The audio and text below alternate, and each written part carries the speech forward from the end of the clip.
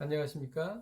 2019년 12월 11일 수요일입니다. 오늘 말씀은 에베소서 1장 1절에서 14절까지 말씀입니다.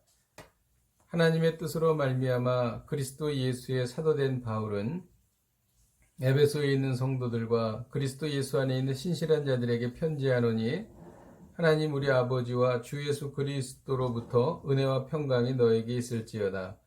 찬송하리로다. 하나님 곧 우리 주 예수 그리스도의 아버지께서 그리스도 안에서 하늘에 속한 모든 신령한 복을 우리에게 주시되 곧 창세전에 그리스도 안에서 우리를 택하사 우리로 사랑 안에서 그 앞에 거룩하고 흠이 없게 하시려고 그 기쁘신 뜻대로 우리를 예정하사 예수 그리스도로 말미암아 자기의 아들들이 되게 하셨으니 이는 그가 사랑하시는 자 안에서 우리에게 거저 주시는 바 그의 은혜의 영광을 찬송하게 하려는 것이라.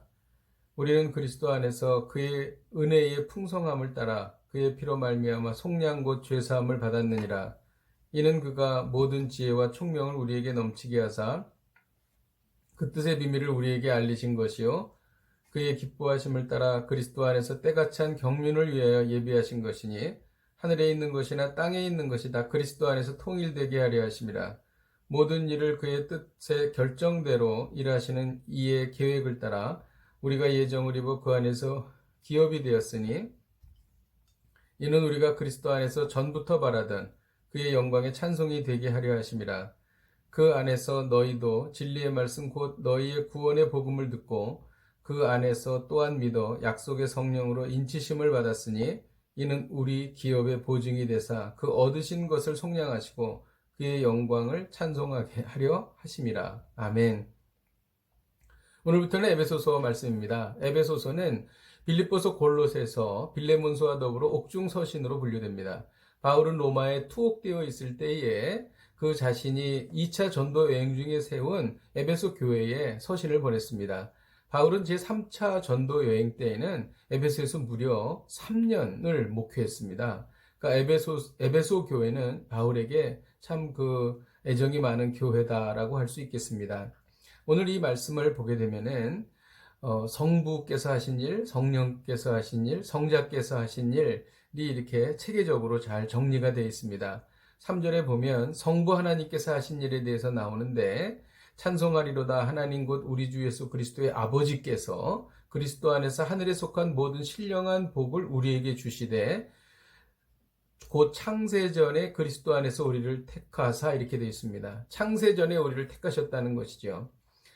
정말 이것은 놀라운 정말 비밀입니다. 우리가 우리의 자의로 하나님을 만난 것이 아니라 우리가 태어나기 이전에 우리가 이 세상에 나오기 전에 창세 전에 하나님께서 우리를 택하시고 우리를 택정하셨다는 것이죠. 정말 이 구원의 경륜을 생각해 볼 때 참으로 신비롭고 놀라지 않을 수가 없습니다. 그리고 또 우리 주님께서는 이 택하신 사람들을 한 사람도 잃어버리지 않고 아버지께로 다 인도하겠다고 하나님께 말씀하셨습니다. 우리는 어떠한 상황이 있어도 구원을 잃어버리지 않습니다. 어떠한 상황이 있어도 하나님께서 우리를 천국문까지 인도해 주십니다. 한번 구원받은 백성은 끝까지 천국문에 들어가게 되는 것입니다. 이것을 칼빈은 성도의 견인의 교리다 이렇게 말했습니다. 이 말씀을 생각할 때 우리는 어떠한 상황 속에서도 마음의 평안과 안정을 가질 수가 있습니다. 우리가 믿음이 약해질 수는 있지만 우리가 죄에 빠질 수는 있지만 결국 하나님의 전능하신 능력으로 우리는 창세전에 택함 받았고 또 예수님께서 한 사람도 잃어버리지 않고 아버지께로 가게 하시기 때문에 우리는 결국 다시 하나님께로 간다는 것이죠. 이것이 우리의 신앙생활을 견고하게 하고 우리에게 평안을 준다는 것입니다. 두 번째 7절에 보면 성자 예수님께서 하신 일이 있습니다. 우리는 그리스도 안에서 그의 은혜의 풍성함을 따라 그의 피로 말미암아 속량 곧 죄사함을 받았느니라. 예수님은 하나님이십니다. 하나님께서 우리 죄 때문에 십자가에서 죽으셨습니다. 이것은 분에 넘치는 감당할 수 없는 은혜인 것이죠. 이 은혜를 생각할 때 가슴이 뜨거워지고 이 은혜를 생각할 때 우리가 이해할 수는 없지만 이것이 얼마나 큰 정말 우리에게 놀라운 일인가를 생각하게 됩니다. 이 은혜를 우리가 안다면 거룩해지지 않을 수 없습니다. 죄로부터 떠나지 않을 수 없습니다. 은혜로 말미암아, 은혜의 그 감동으로 말미암아 우리는 이 세상과 구별되고 거룩해질 수 있다는 것이죠. 이것을 우리는 복음이라고 말합니다. 이 일을 성자 예수님께서 행하신 것입니다. 9절에 보면 그리스도 안에서 때가 찬 경륜을 위하여 예정하신 것이다. 그리고 그것은 비밀이다. 이렇게 말하고 있습니다. 이것을 원어로 말하면 이 때가 찬 경륜은 원어로 말하면 비밀의 경륜인데 비밀의 중심은 그리스도이십니다. 그 내용은 그리스도로 말미암아 이방인과 유대인이 하나 되는 그런 복음을 말하는 것이지요. 당시의 이방인과 유대인은 절대로 하나 될 수 없는 그런 부류였습니다.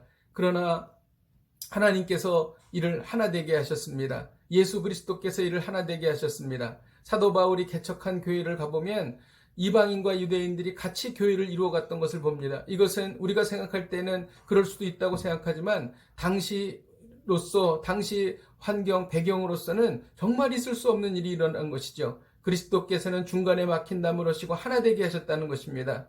이것이 바로 우리나라에 적용할 수 있으리라고 믿습니다. 어떻게 진보와 보수가 하나 되겠습니까? 이 진보와 보수가 하나 되게 하는 원리는 바로 예수 그리스도의 사랑인 것입니다.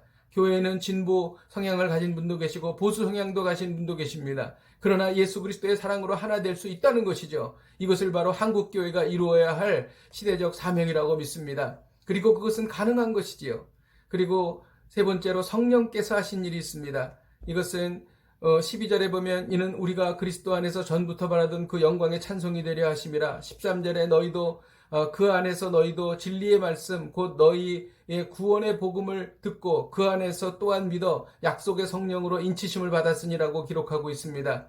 여기에서 성령께서 뭐라고 말씀하시는가? 14절에 보면 이는 우리의 기업의 보증이 되신다라고 말씀하십니다. 성령께서 기업의 보증이 되시는 것이지요. 이 보증이라는 것은 언어로 보증금이라는 의미인데 구매자가 인도받은 상품의 값을 반드시 지불하겠다는 표시로 미리 주는 대금의 일부분을 말하는 것입니다. 하나님께서 우리의 구원을 완성하실 것이라는 증거로 성령을 주셨다는 것이죠. 그래서 우리 안에 성령님이 계시다는 것은 우리가 구원받았다는 것을 증거해 주는 것입니다.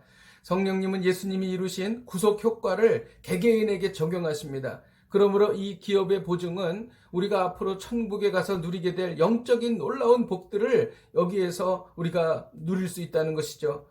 우리가 천국에서 누릴 놀라운 평안과 기쁨과 그리고 소망을 지금도 이 세상에서 지금 우리가 누릴 수 있다는 것입니다. 무엇을 말합니까? 성령 충만하면 하늘의 신령한 복을 이 땅에서도 누린다는 것이죠. 이 죄 많은 세상, 이 무서운 세상, 이 정말 하나님께 패역하고 반역하는 세상 속에서도 우리가 성령 충만하다면 하늘의 복을 누릴 수 있다는 것이죠.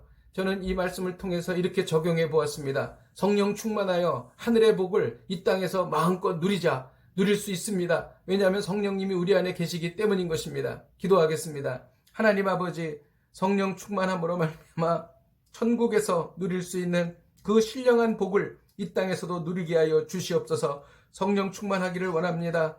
강한 바람 같은 불의 같은 성령의 역사를 우리에게 부어 주시옵소서. 하나님 아버지, 우리가 성령 충만함을 갈망합니다. 하나님, 그리하여 우리에게 성령 충만을 주셔서 이 성령 충만함으로 말미암아 하늘에서 누릴 수 있는 복을 이 땅에서도 누리는 놀라운 일을 경험하게 하여 주시옵소서. 예수님의 이름으로 기도하였습니다. 아멘. 할렐루야.